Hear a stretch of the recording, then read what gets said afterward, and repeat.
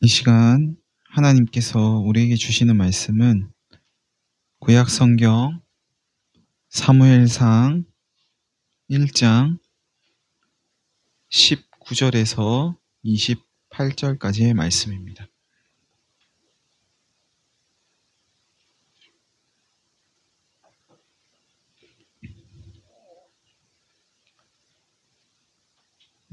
구약 성경 사무엘상 1장 19절에서 28절까지의 말씀을 제가 봉독하겠습니다.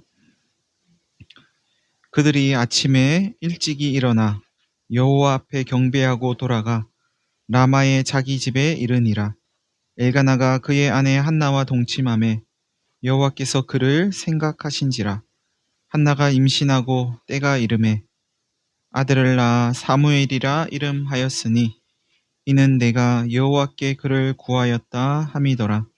그 사람 엘가나와 그의 온 집이 여호와께 매년제와 서원제를 드리러 올라갈 때에 오직 한나는 올라가지 아니하고 그의 남편에게 이르되 아이를 젖대거든 내가 그를 데리고 가서 여호와 앞에 뵙게 하고 거기에 영원히 있게 하리이다 하니 그의 남편 엘가나가 그에게 이르되 그대의 소견에 좋은 대로 하여 그를 젖대기까지 기다리라. 오직 여호와께서 그의 말씀대로 이루시기를 원하노라 하니라.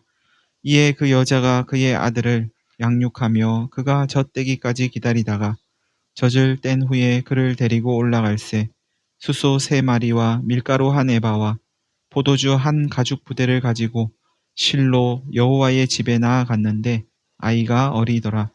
그들이 숫소를 잡고 아이를 데리고 엘리에게 가서 한나가 이르되 내 주여 당신의 사심으로 맹세하나이다. 나는 여기서 내 주 당신 곁에 서서 여호와께 기도하던 여자라. 이 아이를 위하여 내가 기도하였더니 내가 구하여 기도한 바를 여호와께서 내게 허락하신지라. 그러므로 나도 그를 여호와께 드리되 그의 평생을 여호와께 드리나이다 하고 그가 거기서 여호와께 경배하니라. 아멘.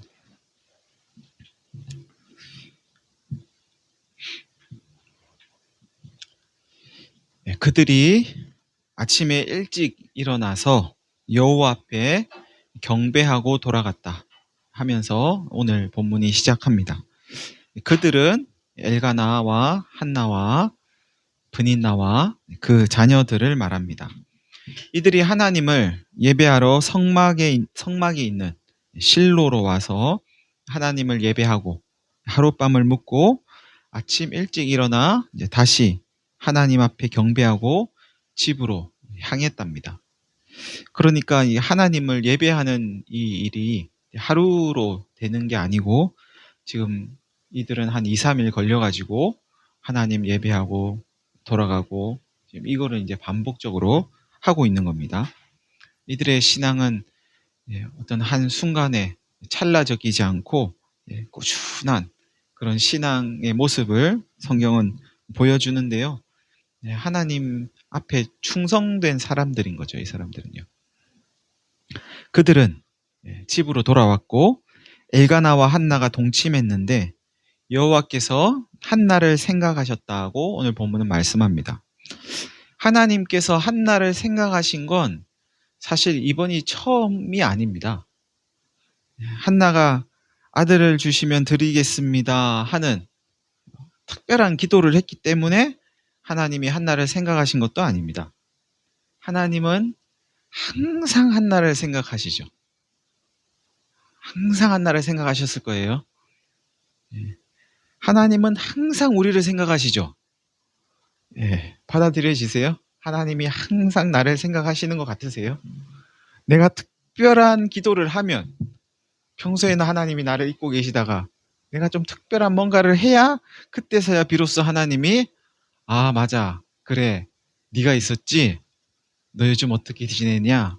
뭐 이렇게 생각하실까요? 그렇지 않죠. 하나님은 항상 우리를 생각하고 계십니다. 부담스러우세요? 가끔만? 그렇다면 하나님이 한나를 생각하셨다 하는 건 무슨 뜻일까요? 하나님은 항상 한나를 생각하고 계셨는데 이제 한나를 향한 하나님의 그 생각이 무언가를 이룰 때가 되었다는 뜻입니다. 한나를 향한 하나님의 생각이 어떠한 일로 이제 표출될 때가 되었다는 뜻입니다. 뭔가 이렇게 이제 눈에 보이는 어떤 것으로 하나님의 생각이 드러날 때가 되었다는 거예요. 하나님은 항상 우리를 생각하시면서 가장 적합한 때에 가장 적절한 어떤 것으로 하나님의 생각을 우리에게 나타내십니다. 그러면 그때 우리는 이제 하나님이 나를 생각하고 계셨네. 뭐 그럴 수 있겠죠.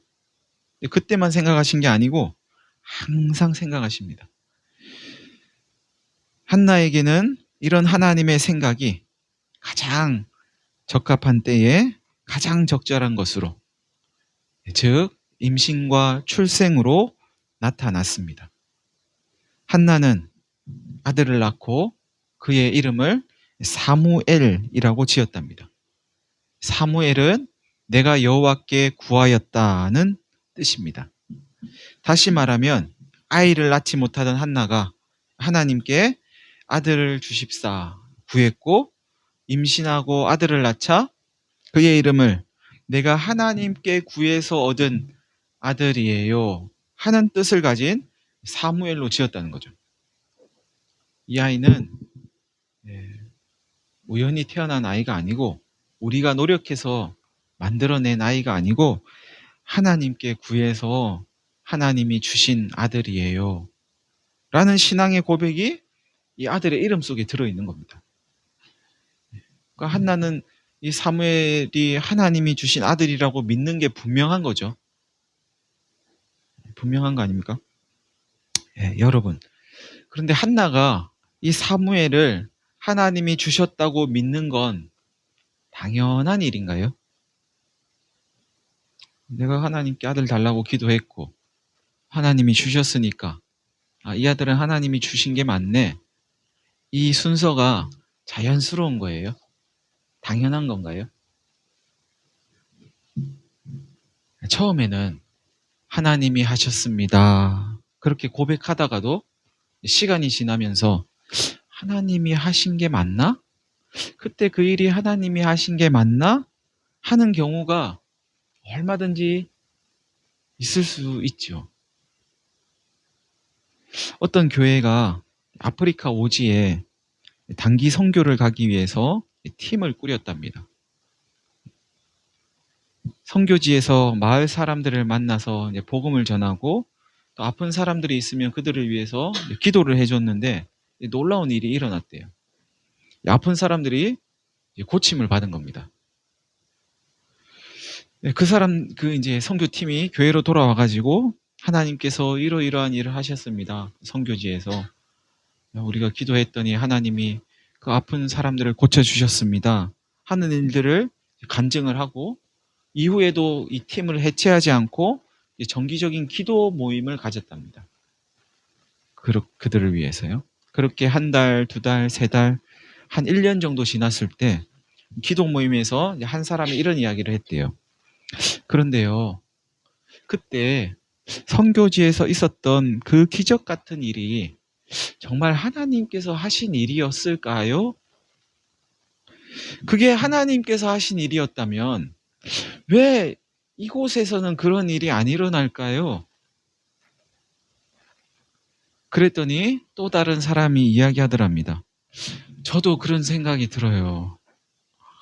그때 그 일이 정말 하나님이 하신 일이 맞았을까요? 그렇게 1명, 2명, 3명 기도 모임에 참석한 사람들이 모두 다 한결같은 이야기를 하고 그들은 1년 전 선교지에서 있었던 그 일을 더 이상 하나님이 하신 일이라고 간증하지 않기로 했답니다. 제가 지어낸 이야기 아니고요. 실화입니다, 실화. 여러분, 기적 같은 일을 경험하고 하나님이 하신 일이라고 누가 시킨 거 아니에요. 본인들이 정말 그렇게 그 순간을 믿어서 마음에서 우러나는 그런 간증을 했어도 시간이 흐르면서 하나님은 온데간데 없어지는 경우가 많이 있습니다. 여러분 혹 그런 경험 없으세요? 하나님께 기도하고 그 기도가 이루어졌어도 그게 정말 하나님이 이루신 게 맞나? 정말 내가 기도해서 그런 걸까? 의구심을 갖는 게 인생이라고 우리의 모습을, 우리의 주변을 조금만 돌아보면 알 수 있습니다. 그렇게 되는 건 우리의 기억이 희미해져서 그런 게 아닙니다. 한 1년 지나고 나니까 이제 기억도 가물가물하고 그래서 그런 게 아닙니다. 우리의 믿음 때문이죠. 믿음이 약해질 때 우리는 눈에 보이는 것으로 확인하려고 합니다. 손에 잡히는 것으로 확인하려고 합니다. 손에 잡히지 않고 눈에 보이지 않으면 하나님 없이 이제 그 일을 보려고 하게 되는 거죠. 하나님 없이 그 일을 보면 말이 안 될 것 같지만 말이 다 됩니다.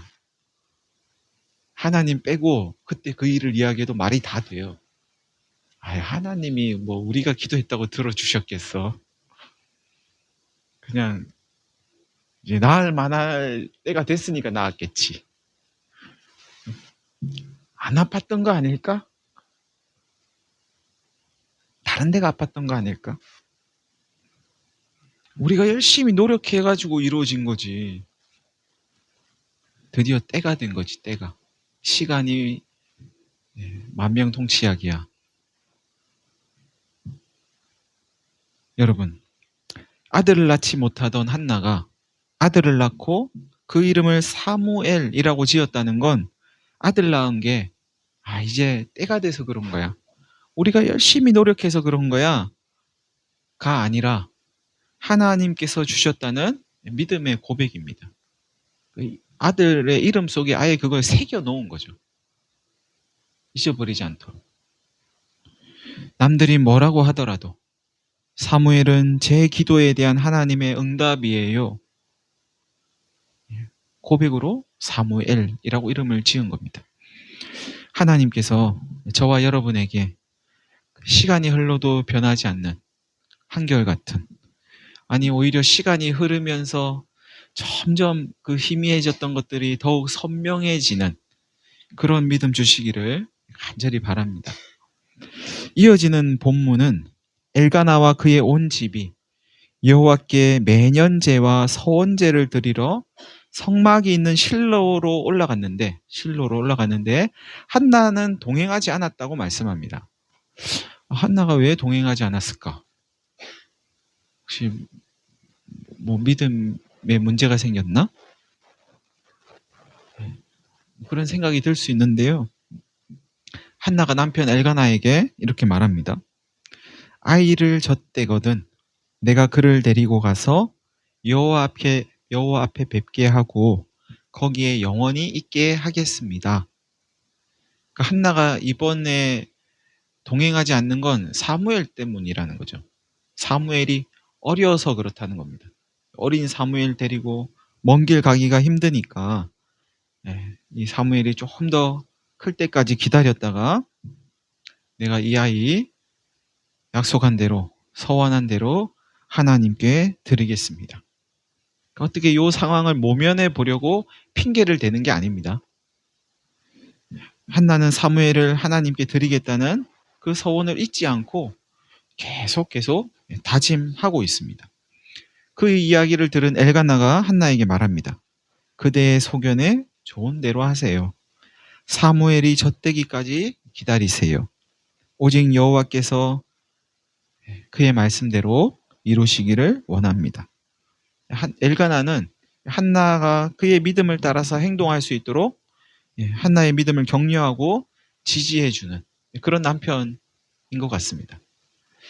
마침내 한나는 사무엘이 젖될 때까지 기다렸다가 젖을 뗀 후에 그를 데리고 성막으로 올라갑니다. 얼마나 젖을 먹였을까요? 사무엘에게. 뭐 평균적으로 한 3, 4년은 먹였던 것 같아요. 이 시대요. 좀 더 오래 젖을 먹일 수도 있었겠지만 3, 4년 그러면 4살 5살 많으면 그 정도 된 겁니다. 숫소 3마리, 밀가루 한 에바, 포도주 한 가죽 부대를 가지고 한나는 사무엘과 함께 실로로 올라갑니다. 실로에서 한나는 숫소를 잡고 사무엘을 데리고 엘리에게 갑니다. 엘리는 제사장입니다. 한나가 엘리에게 말해요. 주제에 넘은 말씀입니다만 제사장님의 목숨을 걸고 말씀드립니다. 당신의 사심을 두고 맹세합니다. 이게 당신을 걸고 맹세합니다. 이런 이야기입니다. 제가 바로 이곳 제사장님 곁에 서서 기도했던 그 여자입니다. 한나가 서서 기도했었구나 하는 걸 알 수 있어요. 서서 기도했대요. 여기서. 이 아이를 위해 제가 기도했는데, 아이 달라고 기도했는데 하나님께서 저의 간구를 들어주셨습니다. 그래서 저도 이 아이를 여호와께 바칩니다. 이제 이 아이는 여호와께 바쳐진 아이입니다. 나실인입니다. 하고 거기서 여호와께 경배했다고 오늘 본문은 말씀합니다. 여러분, 한나는 끝끝내 사무엘을 하나님께 드립니다. 하나님께서 주신 아들이라고 믿으면서 그 아들을 하나님께 드립니다. 아들을 주시면 드리겠습니다 했던 서원대로 아들을 드립니다. 앞에서 기적 같은 일을 경험했지만 시간이 흐르면서 그것을 하나님께서 하신 일이 아니라고 부인하는 경우가 얼마든지 있을 수 있다는 말씀을 드렸는데요. 하나님께서 이루신 일이라고 분명히 고백하고 간증했는데 시간이 흐르는 동안 그것이 정말 하나님이 하신 일이었는가 의심할 수 있는 것이 인생이라고 말씀을 드렸는데요. 서원에 있어서도 비슷한 마음이 생길 수 있습니다. 하나님께 무언가를 요청할 때는 제가 뭐라도 하겠습니다. 하나님이 주시기만 하면 제가 뭐라도 하겠습니다.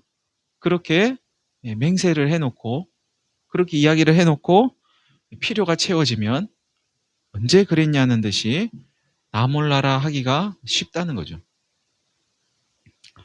더구나 하나님 앞에서는 더 쉬울 수도 있을까요? 눈에 안 보이니까. 내가 마음으로 서원한 거잖아요. 한나도 뭐라고 말을 했다고는 하는데 엘리가 못 알아들을 말을 한 거잖아요. 아무도 들은 사람 없는 거예요. 누가 알겠습니까? 서원을 하긴 했는데 아무도 몰라요. 자신하고 하나님만 아는 거죠.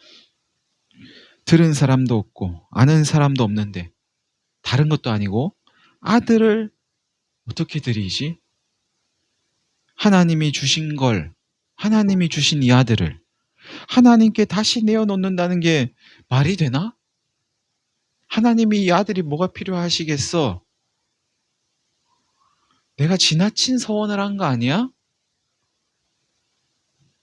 그런 마음 들 수 있지 않을까요? 그런 마음 안 들까요?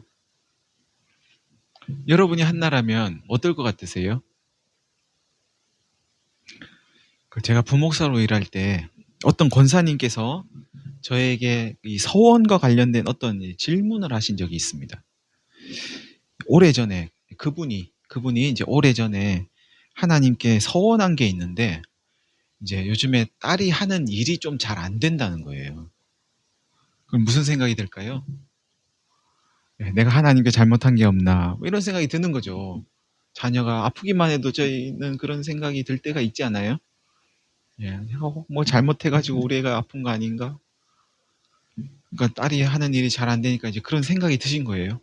내가 뭐 잘못한 게 없나? 내가 그때 하나님께 서원한 게 있었는데 이분이 안 지키신 거죠. 그러면서 서원을 안 지켜서 딸아이가 하는 일이 잘 안 되는 걸까요? 지금이라도 지켜야 할까요? 지금이라도 지키면 우리 딸아이의 상황이 좀 나아질 수 있을까요? 저한테 물으시더라고요. 제가 어떻게 알겠습니까? 제가 그렇게 답하진 않았고요. 저는 이 권사님이 믿음이 없다고 생각하지는 않습니다. 저나 여러분이나 누구나 다 이럴 수 있을 거라고 생각합니다.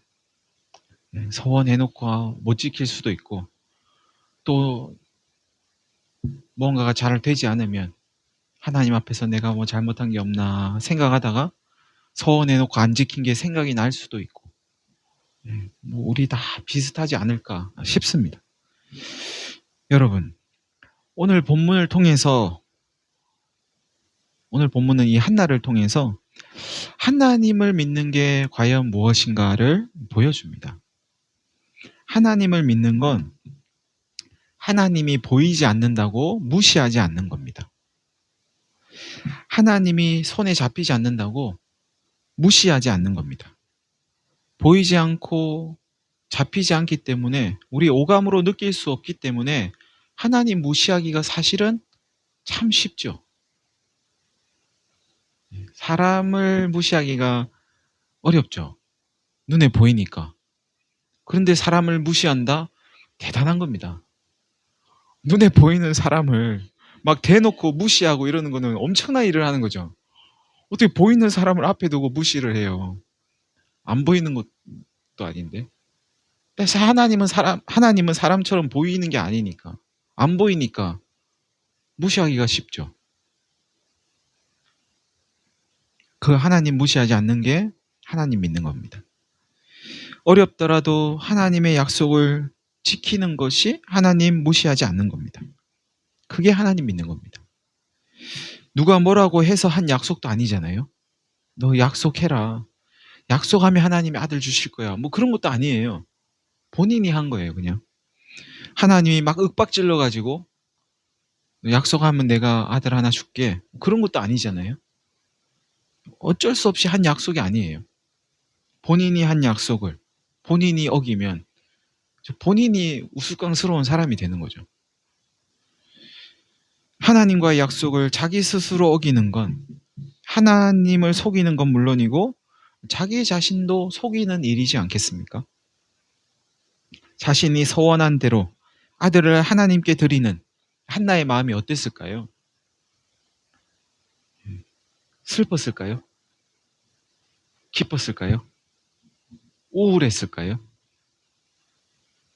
하나님이 주신 아들을 자신이 서원한 대로 하나님께 드리는 한나의 마음 어땠을까요? 내 기도에 응답해 주신 하나님, 내 서원을 받아주신 하나님. 하나님이 안 받을 수도 있잖아요. 내가 드린다고 하나님이 다 받아야 될 의무가 있는 건 아니죠. 그렇지 않습니까? 내가 드리면 하나님은 무조건 받아야 돼 하다가 화를 내고 성질을 부리다가 동생까지 죽인 사람이 있어요. 아벨이라고. 자기가 드렸는데 하나님이 예배를 안 받으니까 막 성질을 부리고 그랬던 사람이죠. 하나님은 아무 의무가 없어요. 우리가 드린다고 받아야 될 아무런 의무가 없습니다. 그런데 받아주시는 하나님, 내 소원을 지킬 수 있도록 남편의 마음을 움직여 주시고, 남편이 안 된다 그러면 어떻게 해요? 당신 지금 제정신이냐? 아들을 하나님께 바친다니 그게 무슨 소리냐? 안 된다. 나는 당신하고 못 살겠다. 이러면 어떻게 해요? 남편이 다 받아주잖아요. 당신이 마음대로 하세요. 아기 클 때까지 기다렸다가 당신이 하나님께 서원한 대로 하세요. 그리고 자기 자신에게도, 한나 자신에게도 끝까지 서원을 지킬 수 있도록 믿음을 주신 하나님. 그 하나님께 이 한나는 오히려 감사하지 않았을까요? 자신의 서원을 이룰 수 있게 된 것에 대해 기뻐하지 않았을까요? 기쁨으로 아이를 하나님께 드리지 않았을까 하는 겁니다. 여러분, 안 믿는 사람들이 볼 때는, 하나님을 믿지 않는 사람들이 볼 때는 아들을 하나님께 드린다는 서원이 좀 말도 안 되는 소리로 들릴 수도 있고 근심으로 여겨질지도 모르지만, 하나님 계신 것을 인정하고 하나님 앞에서 사는 사람에게는 더할 나위 없는 기쁨일 겁니다. 하나님을 믿는 건 내 앞에 계신 하나님이 내 앞에 계신다는 것을 인정하면서 하나님 앞에서 살아가는 겁니다. 그게 하나님 믿는 겁니다. 사람 눈치 보면서 사람 때문에 이렇게 하고 저렇게 하는 게 아니고 내 앞에 계신 하나님 때문에 이렇게도 하고 저렇게도 하는 것. 그게 하나님 믿는 겁니다. 일주일에 한 번 모여서 예배를 드리고 교회에서 뭐 해내야 하는 봉사도 없고 헌금을 강요하거나 어떤 헌신을 강요하거나 요구하지도 않는 우리 교회. 이런 우리 교회가 교인이라는 이름표를 마치 면죄부처럼 이렇게 붙여주고 있는 건 아닌가 싶을 때가 가끔 있습니다. 일주일에 한 번 이 자리에 모이는 것으로 또 할 일을 다 했다. 이렇게 여기시면 큰일 납니다. 목회자 눈치 보고 또 구역장, 리더, 눈치 보고 누구 눈치 볼 일이 없어서 편하기만 하시면 안 됩니다. 하나님 눈치는 보셔야 됩니다. 사람 눈치는 안 보시더라도 하나님 눈치만 볼 수 있어서 기쁘셔야 합니다. 하나님 눈치만 보고 내가 믿음의 길을 갈 수 있구나. 그건 굉장히 기쁜 일 아닙니까? 저는 여러분이 우리 교회를 통해서 정말 하나님 앞에서 살아가는 그런 연습을 매일매일 하실 수 있기를 바랍니다. 우리의 모든 언행 심사가 하나님이 내 앞에 계신다는 믿음에서 나올 때 하나님은 우리를 받으시고 우리에게는 감사와 기쁨이 넘쳐나게 될 것입니다. 내가 다른 것 때문에 이런 걸 하는 게 아니고 정말 내가 하나님 때문에 이런 걸 하는 거지. 하나님 때문에 내가 이런 마음을 먹고 이런 마음을 가지고 이런 생각을 하고 이런 말을 하고 이런 행동을 하는 거지. 내가 사람 때문에 하는 게 아니고 하나님 때문에 내가 이렇게 할 수 있어서 참 기쁘다. 이게 우리의 삶이 되기를 간절히 바랍니다. 여러분, 한나의 이야기가 기록된 오늘 본문의 시대적인 배경은 이스라엘의 사사시대입니다. 아직 왕이 서지 않았어요. 왕이 서기 전에 이스라엘은 아직까지 사사시대입니다. 이스라엘의 사사시대를 단적으로 보여주는 서술이 있죠. 그때 이스라엘에 왕이 없었으므로 사람들이 각각 자기 소견에 옳은 대로 행하였더라. 사람들이 각기 자기 소견에 옳은 대로 행했지만 하나님이 원하시는 데에는 이르지 못했다는 말씀입니다. 이러한 사사시대에 하나님의 계명을 따라 때마다 성소를 찾는 엘가나의 가족이 있었습니다. 매해마다 정기적으로 계명을 따라서 성소를 찾았습니다. 서원한 것은 해로울지라도 지켜야 해. 하나님과 약속한 것은 꼭 지켜야 해 하는 율법의 말씀을 따라서 끝내 서원을 지켜내는 한나가 있었습니다. 근데 이걸 마지못해서 한 게 아니에요. 한나는 기쁨과 감사로 하나님의 말씀을 따랐습니다. 여러분, 우리의 신앙을 시대를 핑계대면 안 되겠죠. 이런 시대에 어떻게 그런 믿음으로 살아갈 수 있습니까? 너무 시대를 모르고 하는 소리 아닙니까? 사람을 핑계대면 안 되겠죠.